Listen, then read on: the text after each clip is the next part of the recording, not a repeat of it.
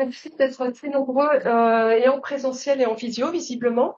Merci également à Susanna et à Marie pour m'avoir sollicité pour ce temps d'échange avec vous. Et je voudrais également remercier les familles. Il y a quelques familles qui m'ont écrit, qui m'ont envoyé un email plus personnalisé. Je n'ai pas eu le temps de répondre à tout le monde. Euh, et par ailleurs, je précise en toute transparence qu'on n'a plus de place au cabinet, donc il y a vraiment voilà, désolée si j'ai pas pu vous répondre, mais en tout cas, votre rapport et les quelques emails que j'ai reçus qui me partagent votre expérience, c'est venu s'ajouter à mon expérience à moi de travail avec les familles. Donc, c'était chouette aussi parce que ça m'a permis de transmettre cette intervention.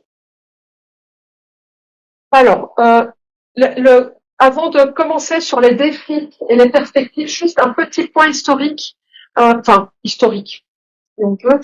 Parce qu'il y a aussi des professionnels, je crois, qui sont connectés. Et je trouvais que c'était intéressant que ceux qui connaissent moins React puissent aussi comprendre ce qu'on partage, vous et moi. Donc, au départ, il y a un constat qui est fait que les enfants peuvent avoir un comportement violent, tyrannique au sein de leur famille. Hein. Les anglo-saxons parlent de child-to-parent violence and abuse. Donc, on a vraiment là une famille qui est mise à mal par le comportement d'un enfant. Tu peux y aller, Suzanne. Voilà. Avec ce qui arrive et que certains d'entre vous connaissent, un enfant qui progressivement prend le pouvoir,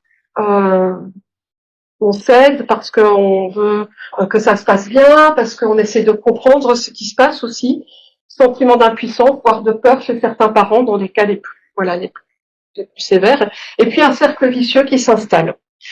Alors, le modèle React, avant d'être une méthode, c'est vraiment un modèle qui a été pensé par Nathalie Franck notamment. On est vraiment sur une inspiration de choses qui existent déjà, qui sont très intéressantes. On a la réponse à l'intervention, d'abord, qui est un outil qui a été utilisé dans l'éducation en Amérique du Nord et qui vise à répondre de manière graduée. C'est-à-dire qu'on ne sort pas tout de suite l'artillerie lourde pour un enfant qui est en difficulté dans l'école. On va d'abord poser quelques mesures et puis après, progressivement, on ajoute si on n'arrive pas à le sortir de ses difficultés. En fait, React s'inscrit vraiment de ce modèle où on va aussi poser des choses bien balisées et y aller progressivement. Évidemment, ça s'installe dans la théorie de l'attachement qui est le lien sécure qui s'installe entre l'enfant et le parent. On a ensuite la systémie, évidemment. Alors, quand on parle de thérapie systémique, on dit que c'est pour les familles. En fait, tout est système. Nous faisons partie d'un système professionnel, d'un système d'amis, du système scolaire, du système famille également. Donc là, c'est vraiment de voir les interactions qui se jouent entre les différents membres d'un système. Et puis, on a les plus classiques programmes d'entraînement aux habiletés parentales. Et là, j'avais justement une discussion avec une maman il y a quelques jours à ce sujet. Pourquoi est-ce que parfois le React est mieux que du Barclay, donc ce programme? Simplement parce qu'on doit d'abord, React va plutôt jouer sur le cadre et sur les interactions. Barclay, on est vraiment sur du stricto comportemental. Non, pas tout à fait, mais en tout cas, c'est quelque chose quand même assez comportemental. Et Barclay va plutôt, React va plutôt venir rétablir le sentiment de sécurité avant qu'on puisse passer à autre chose. Et puis, la résistance non violente que, là, je pense que tout le monde connaît de Monsieur Homer. Voilà. Nos deux pionnières en France, tu peux y aller, Suzanne, je te remercie. On est parti en arrière. Voilà, les pionnières en France indienne, Pepper Wakil et Nathalie Franck. Donc pour des enfants, souvent avec TND, très souvent avec TND, on y reviendra, dont le comportement problématique à la maison met en échec les réponses classiques, les méthodes éducatives classiques, c'est-à-dire qu'au sein d'une même famille, on peut avoir une relation éducative qui marche très bien, un cadre éducatif qui marche très bien avec Pierre et Paul, et pas du tout avec Jacques. Là, il se passe d'autres choses, et c'est là que la méthode React a aussi toute son importance. Alors, React, voilà, c'est repérer, écouter, agir autrement, apaiser, coopérer, transmettre, transformer la relation. En fait, les parents, on leur donne le pouvoir, là, de transformer la relation. C'est pas une science exacte qui marche en 3 petites baguettes magiques, ça demande un vrai investissement, vous le savez. Et en fait, on va venir apprendre à l'enfant à faire autrement. Lui, il ne sait pas encore qu'il peut faire autrement, mais on va venir progressivement lui apprendre qu'il peut faire autrement. Alors, avant de parler des défis et des perspectives, encore un petit point sur qui sont les familles qui rencontrent des difficultés avec un des enfants ou plusieurs enfants au sein de la fratrie, et qui sont ces enfants. Alors, en ce qui concerne les enfants, le comportement tyrannique, c'est la partie visible de l'iceberg. Il y a des choses qui se passent en dessous. Très fréquemment, et on a revu avec Susanna, justement, on a parlé des chiffres, hein, on a du TDAH, on a du TOP, il y a 15 à 25% d'enfants avec du TSA, donc c'est 3 à 4 fois plus que dans la population classique, en fait. Donc on a vraiment une prévalence très élevée d'enfants qui ont des troubles du neurodéveloppement. On peut avoir des problématiques associées, anxiété, dépression, des traumas, des difficultés d'attachement, alors des choses qui surajoutent et avec lesquelles on compose, hein, c'est comme ça, un burn-out parental, de l'épuisement, des maladies chroniques, des choses comme ça. En tout cas, il y a quelque chose qui est sûr, c'est que ces enfants-là, ils ne font pas,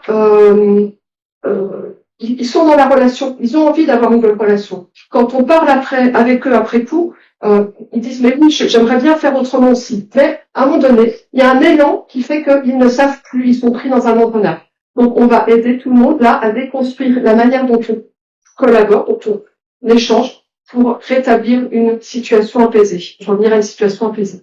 Alors les familles, on a une sous-déclaration importante, et merci au travail de React, parce que vous collectez les données, on a au moins une base de données, voilà, des informations sur les personnes qui sont confrontées à des enfants dits tyranniques. Hein. On a voilà une sous-déclaration qui est due à tout ce que vous connaissez, la honte, la culpabilité, la crainte aussi d'une information préoccupante. La peur d'être blâmé, le sentiment d'échec parental aussi, le sentiment d'incompétence parentale, je le retrouve vraiment très très fréquemment. C'est vraiment quelque chose, j'y arrive pas, je suis nulle, mon ex-mari a l'air de faire mieux que moi, ou il vaut mieux qu'il reste avec la mère parce que moi j'y arrive pas, j'ai plus la patience. Donc tout ça, ce sont vraiment des sentiments qu'on retrouve couramment chez les parents. On a quand même une prévalence de mères qui est en difficulté avec un fils, et bon, voilà, souvent, j'ai plus les chiffres en tête, mais avec du TDAH et du TND qui est, en tout cas TSA ou TDAH qui est associé.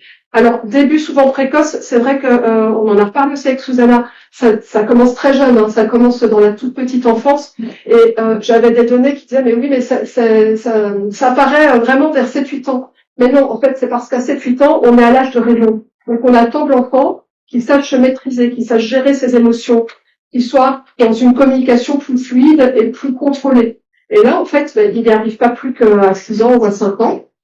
Il est pris dans quelque chose. Et c'est pourquoi on a une prévalence qui est l'impression que ça explose vers 7-8 ans, mais c'était déjà en gestation avant.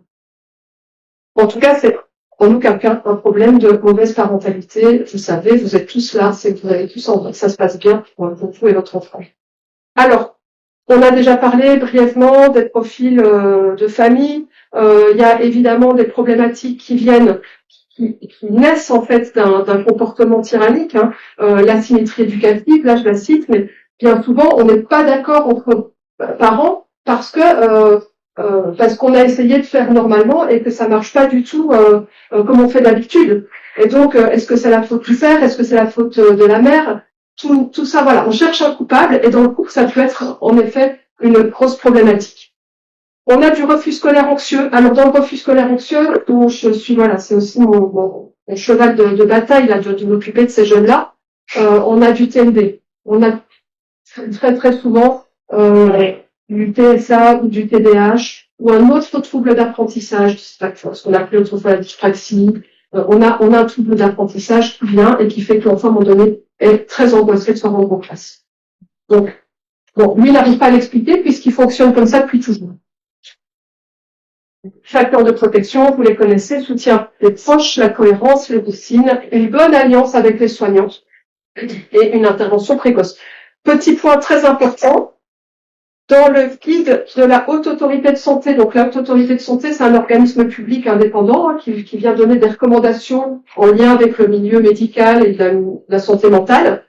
Pour la première fois, dans une publication, on a l'évocation de maltraitance intrafamiliale d'enfants sur parents. Ça, c'est vraiment une nouveauté. Alors que c'est enfants sur parents au sens large. Voilà, une partie aussi de parents, d'enfants sur leurs parents âgés. Mais en tout cas, pour la première fois, on pose les choses et on dit voilà, il y a aussi des situations qui existent comme ça. Et ça, c'est quand même une grosse avancée que quelque part dans un texte officiel, il y a une reconnaissance de ce fonctionnement. On peut poser des questions pendant. Comment on fait Est-ce que plutôt à la fin, si c'est possible. Ouais. Vous l'avez c'est pas un problème. Surtout. C'est ça. Je vais la noter. Merci. On peut y aller, je te remercie. Excuse-moi. Alors, ça c'est tiré justement de ce guide de la Haute Autorité de Santé. Donc, ils évoquent vraiment la situation de parents maltraités avec la peur du jugement, le déni aussi des parents qui, on le voit bien quand on travaille en thérapie, où on dit mais là en fait c'est plus acceptable ce que vous vivez. Et en fait, les parents ils se disent mais non en fait c'est pas possible que ça m'arrive. C'est notre enfant on l'aime donc il y a quelque chose de très ambivalent qui vient se jouer. Et ça c'est très difficile en fait de se décentrer de ça. Du huis clos familial où on essaie de garder en famille ce qui se passe en famille parce qu'il y a la honte qui vient se greffer dessus, et puis des loyautés familiales qui peuvent survenir aussi où on a appris à fonctionner comme ça et qu'on s'en débrouille comme ça. Alors, quel défi pour les parents et les professionnels, puisque en fait je me suis rendu compte en préparant cette présentation que mes défis sont vos défis et que en fait en tant que thérapeute, en tant que éducateur, enfin toute personne formée à la méthode React et qui accompagne des familles, en fait on a vraiment un contrat partagé en fait et un objectif partagé. Alors déjà les parents ils sont assaillis. Je vois des parents qui arrivent chez moi après des années d'errance, qui sont passés d'un soignant à l'autre, avec des bonnes choses qui ont été faites et mises en place, dont ils se sont saisis, mais des ruptures dans le parcours de soins. Le psychologue a déménagé, au CMP ils nous ont dit qu'il y avait plus les groupes, ils n'arrivaient plus à faire les groupes. Donc toute une série de choses en fait qui étaient quand même porteuses, mais qui n'ont pas pu perdurer. Un gros problème aussi, j'y reviendrai, mais de collaboration entre partenaires. On a ici une éducatrice avec laquelle je travaille, on s'appelle, on fait du lien, on essaie d'ajuster notre collaboration quand on est un soignant. Et souvent, en fait, il y a une pensée en silo, et puis il y a des failles comme ça, des espaces entre les espaces occupés par l'enfant et sa famille. Et dans ces espaces, il y a des choses, il y a du vide qui vient se mettre, et c'est problématique. Alors voilà, j'ai un peu listé tout ce qu'on demandait aux parents, tout ce qu'ils disaient. Voilà, tout ce qu'ils portent en fait. On leur demande de donner du temps enfant, qu'on retrouve dans la méthode Barclay, où il y a le temps privilégié, mais en même temps, il faut s'occuper des autres enfants. On leur demande de trouver du soutien, mais aussi de monter eux-mêmes en compétences. On leur demande de plus se sentir coupable, mais c'est pas facile. Si ça se faisait comme ça d'un coup de baguette magique, ce serait formidable. Ça coûte de l'argent parce que on a quelques structures, Nathalie Franck, etc., qui portent. Il y a des CLP qui portent quand même le programme React, mais c'est pas encore très généralisé. On demande aux parents de s'adapter sans se suradapter à l'accommodation. La surakcommodation est souvent pointée, et à juste titre. Donc, en fait, il y a plein de bonnes choses là-dedans, mais ça fait un sac à dos un peu lourd à porter pour le parent. Donc, déjà, moi, je dis aux parents, soufflez. Parce que vous n'êtes pas, on peut y aller, vous n'êtes pas des super héros, vous êtes des super parents, et c'est déjà pas mal. Mais vous n'allez pas résoudre tout, il faut y aller progressivement. Alors, je voyais que là, j'ai mis en petit sous-titre le travail en cohérence. C'est déterminant. Il faut de la cohérence interne dans la famille, et c'est ce qu'on s'emploie à remettre avec React, à tracer une même ligne éducative, à définir une posture commune, père, mère, grand-mère, grand-père, que tout le monde en fait travaille dans la même direction. Éviter évidemment les messages contradictoires, ce qui peut tout à fait survenir, ce qui est un cas de figure classique. il y a une dispute qui survient parce que le père a telle exigence, la mère dit non, mais là c'est pas le moment, tu vois bien qu'il n'est pas en état, hein, et les parents se disputent devant l'enfant, ce qui évidemment ça crée justement des failles dans lesquelles les enfants s'engouffrent. S'intercorriger, c'est bien, on le fait en off en fait, hein, comme après backstage. On se dit bah tiens là tu vois, tu t'es énervé, souviens-toi, on va refaire, de toute façon on va refaire un sit-in, enfin on reprend les choses en couple, mais pas devant l'enfant et à froid. Et puis il y a une cohérence externe à avoir, c'est un langage commun. Nous devons, en tant que psychologue, en tant que médecin, en tant qu'éducateur personnel de la santé et de l'accompagnement, d'être dans un langage compréhensible et compréhensif aussi d'ailleurs, avec vous. Donc c'est pour ça qu'il y a aussi dans React et dans les autres méthodes un temps qui est vraiment accordé à comprendre les termes, à ce qu'on soit bien d'accord sur ce qu'on met derrière chaque mot. L'enjeu là ici, c'est vraiment de prendre des décisions concertées, de pas papillonner, de pas se décourager et de rester sur une même ligne. Puisque quand il y a de l'insécurité, ce qui peut se jouer, c'est dans un cabinet, quand tu es avec les parents et l'enfant, peut avoir une dissonance avec le parent. L'enfant, ça va l'insécuriser aussi, en fait. C'est de la même manière que s'il y a deux enseignantes, il y en a une qui, deux mi-temps, il y en a une qui va décrier le travail fait par l'autre. Tout ça insécurise l'enfant. Donc, en fait, la nécessité d'avoir une cohérence interne et externe, c'est vraiment pour optimiser les chances de réussite du programme React et puis de la correction de la situation problème. Alors, une des difficultés, moi, que je rencontre depuis un certain temps, et je suis vraiment pas du tout traditionnaliste, hein, ne me prêtez pas de mauvaises intentions, c'est la diversité des familles dans leur recomposition. Où j'ai des familles avec des enfants du père, des enfants du coparent, des enfants qui sont là 8 ans, et tout ça, en fait, ça complexifie puisque l'enfant, il va investir divers espaces chez sa mère, enfin, il a résidence maternelle, là, dans son père, et en fait, il va se retrouver avec des règles qui sont valables, mais différentes d'un endroit à l'autre. Alors, si en plus il a une propension, un élan oppositionnel, on va se retrouver dans de la dissonance. Il y a aussi la question des fratries élargies quand on a des enfants famille recomposée. Les valeurs éducatives, les règles éducatives exigées par le coparent ne sont peut-être pas les mêmes que celles qu'on a. Donc tout ça, ça vient complexifier. Petit point spécial pour les familles monoparentales aussi. C'est très compliqué quand on est seul, notamment en termes de réseau de soutien. Donc ça vient aussi s'ajouter à la difficulté qu'on rencontre. Puis les mobilités familiales avec des familles qui déménagent suite à des mutations. Donc ça crée des ruptures dans le parcours de soins. Et l'impact sur les couples est évidemment très très très important. Donc la ligne de conduite que j'essaye de me donner moi dans mon accompagnement des familles, c'est de bien leur préciser qu'on va travailler sur les relations. Le but n'est pas de transformer qui est le parent, ni de transformer qui est l'enfant, mais en fait c'est de transformer la relation. C'est de faire en sorte que le comportement de l'enfant soit modifié par l'action parentale. Ça, c'est difficile à mettre en place, c'est pour ça que dans React, il y a vraiment une importance énorme qui est donnée au réseau de soutien. Et puis vraiment travailler en articulation, il y a le soin à l'enfant, donc les temps que je peux prendre en thérapie avec l'enfant, pas toujours, mais parfois c'est nécessaire. Et puis la guidance parentale, les clés de React, selon ce qui est nécessaire. Et puis un autre problème auquel je suis confrontée, c'est l'errance diagnostique en fait.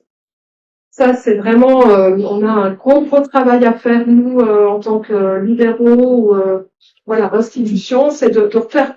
Il faut regarder à 360 degrés en fait. Quand on a un enfant, il faut regarder le psycho-affectif, il faut regarder le fonctionnel, les apprentissages, il faut regarder la dimension sociale. Est-ce qu'on a quelque chose de l'ordre d'un TSA? Tout ça doit être balayé.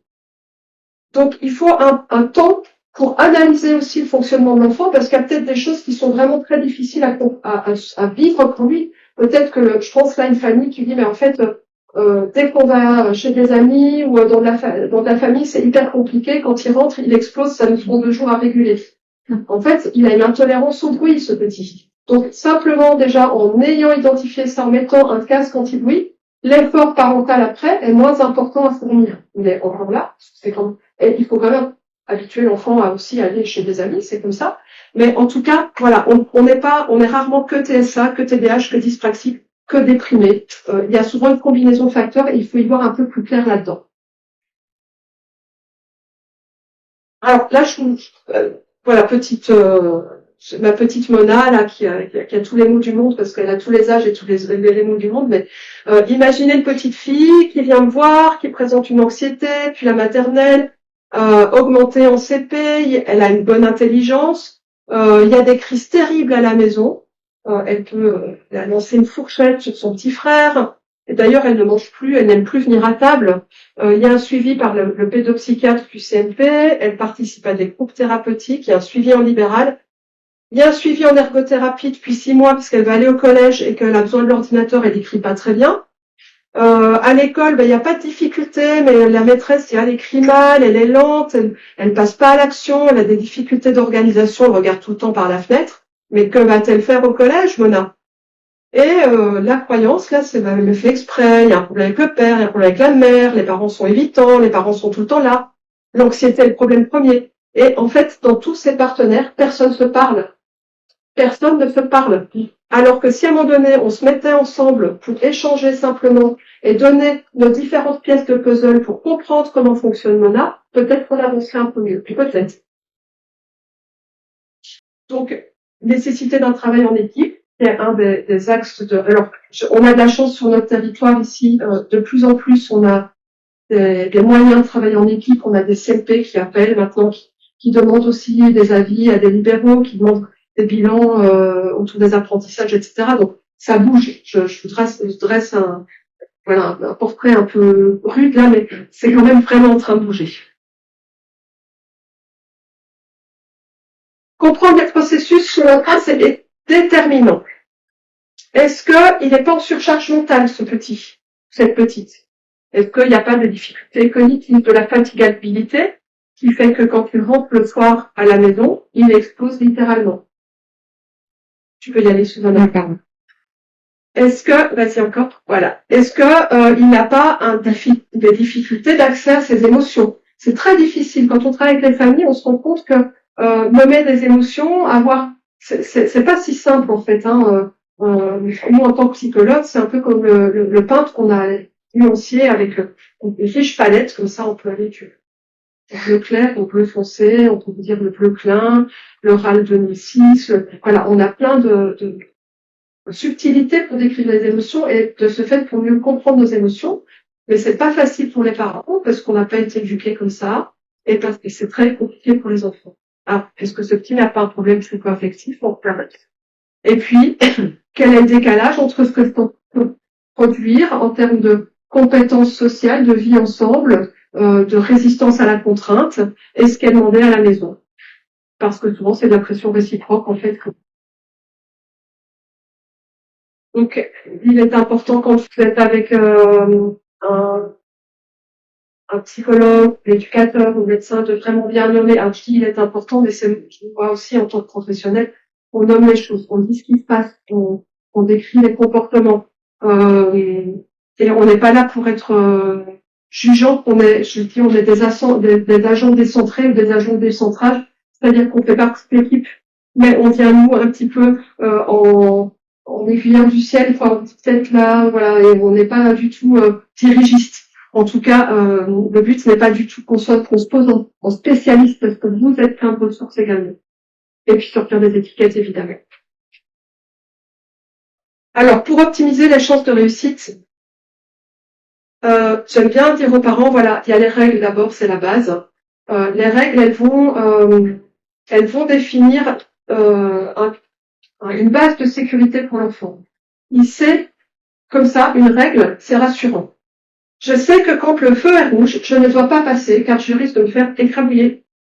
En fait, la règle là, elle n'est pas vécue comme une contrainte, elle est vécue comme quelque chose de rassurant. Il fait que je vais pouvoir passer après, en toute tranquillité, traverser mon quartier. Pour l'enfant, c'est la même chose. La règle, elle vient donner la forme. Ensuite, il y a les routines. Les routines, ce n'est pas ennuyeux, c'est juste avoir un rythme qui va aussi permettre à l'enfant d'avoir de la prévisibilité. Bowlby, qui est le psychologue qui a étudié largement la théorie de l'attachement, il dit que la routine, elle crée de la prévisibilité et que ça permet à l'enfant de se dire en miroir, il regarde son parent, estime comme il est fort, comme il arrive à gérer tout ça. Alors, petite parenthèse quand même, quand on a un enfant avec un trouble du spectre autistique, il faut quand même l'habituer à sortir de sa routine. Il ne faut pas répondre à tous ses besoins de routine non plus, parce que là, on tombe dans de la suraccommodation. Mais comme globalement, la routine, elle rassure. Régulation. Vous le savez bien, celui qui s'énerve, il est perdu. Donc, garder son sang-froid, garder son calme. Et on ne demande pas aux parents d'être un robot. C'est pas ça. Tout le monde a des émotions et tout le monde a le droit de les manifester.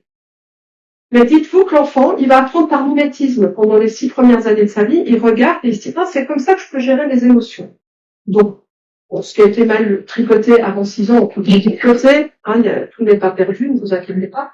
Mais globalement, la manière dont vous allez moduler vos émotions, cette régulation, eh bien, ça va venir aussi moduler celle de l'enfant. Et on est dans de la co-régulation, qui est comme ça, qui permet d'établir un lien sécurisant.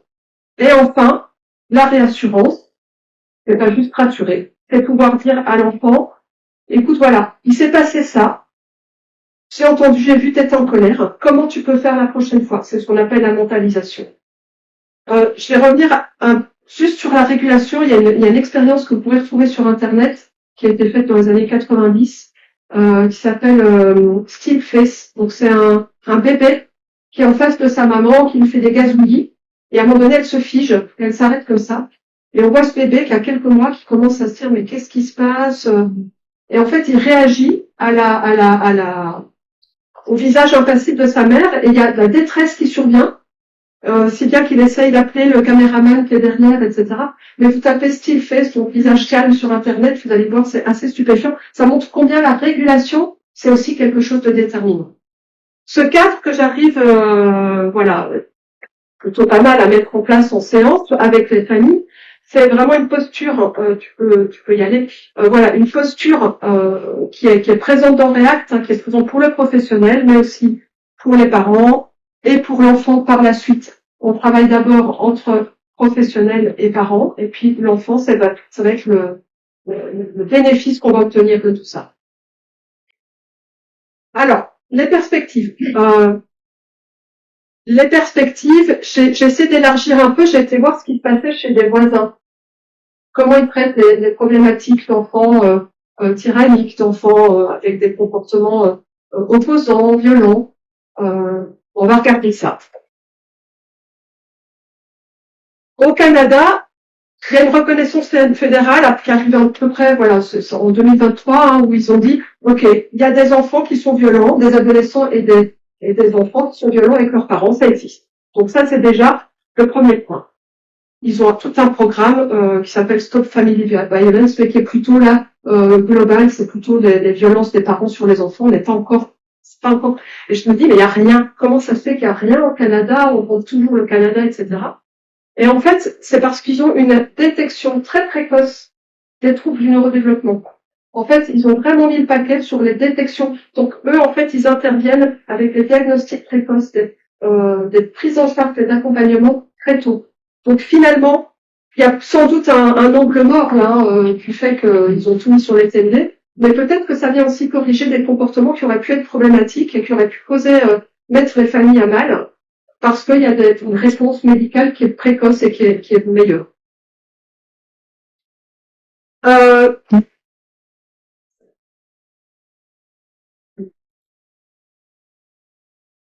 Je passe encore. Ouais, je croyais que tu disais. Alors, il y a un programme qui est fait par Chantal Cyr pour les tout petits, les 0,6, 0,8, aussi au Canada. Voilà, elle filme les familles, elle vient dans la famille, elle filme les interactions enfants-parents et on regarde ce qui se passe. Je vous ai parlé là de Still Face, le lien, les expressions qu'on peut avoir et qui conditionnent la réponse de l'enfant. Mais on vient vraiment travailler là-dessus. On est vraiment sur un travail autour des comportements d'attachement, ce qui va faire que vous vous attachez à votre enfant et qu'il s'attache à vous. Alors, on a à Nantes, dans la région nantaise, deux chercheuses Pauline Simon et Tess Bretéché, qui travaillent, qui développent ce programme maintenant auprès de structures dans les PMI, dans divers lieux. Donc ça, c'est quelque chose qui a une perspective qui me paraît chouette parce que c'est vraiment précoce, quoi. C'est vraiment une intervention tôt. Donc ça, c'est un petit extrait de leur programme. Hein. On est vraiment... Je continue à parler, oui, à parler.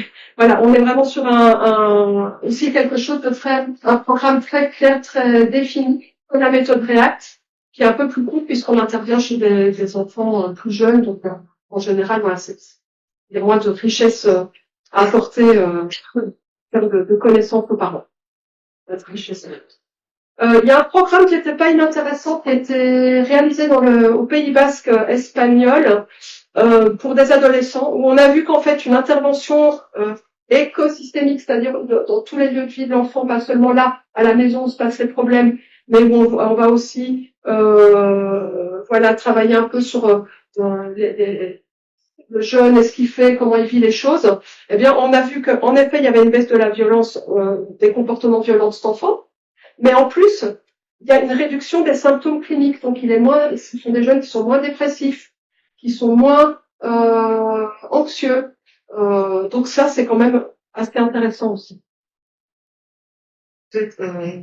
En Angleterre, ils ont un programme, eux, ils ont décidé que tout le monde allait travailler ensemble. Donc, ils ont vraiment mis l'accent sur quelque chose de beaucoup plus quelque chose de beaucoup plus global, pardon, que ce qu'on a ici, c'est-à-dire que tout le monde se parle et l'aide à l'enfance, elle est vraiment à tous les niveaux et entre tous partenaires. Alors, ils ont un système qui est un peu plus simple que le nôtre, puisqu'ils ont la NHS qui est le système de santé. Pour l'éducation, en fait, même s'il y a des écoles privées, publiques, en fait, ils ont les mêmes examens. Il y a le soin, comme ça je l'ai dit, les services, les mairies, etc. En fait, ils ont que 3 ou 4 partenaires, alors qu'en France, moi, quand je suis arrivée, je suis une belge, il y a la MDPH, il y a le CMP, le CMPP, il y a des HDJ. C'est là, je me suis perdue, quoi. On travaille tous bien, mais pas ensemble. Donc voilà, un travail systémique, c'est la clé. Et puis il y a un programme qui a été réalisé là récemment, qui est très intéressant et qui va venir vraiment ici jouer pour les enfants qui ont un haut niveau d'anxiété. Et si vous en avez chez vous, vous savez que parfois ça peut être très tyrannique aussi. Les couchers qui se prolongent jusqu'à minuit. Voilà, on se relève, on se recouche. Donc en fait, pour ces enfants-là spécifiquement, ils ont développé un programme qui est le petit frère, le petit cousin de React, où on va travailler uniquement avec les parents et puis aussi toutes les figures adultes autour de l'enfant. Et là, pour partir justement ce que je vous expliquais, l'accommodation parentale, c'est bon, il y en a marre. Mona s'est relevée 10 fois, je vais dormir avec elle, comme ça on est tranquille. Mais les parents dorment plus ensemble. Donc on va venir travailler là-dessus pour les comportements de Mona, pour que les parents puissent aussi trouver une vie un peu équilibrée au niveau de.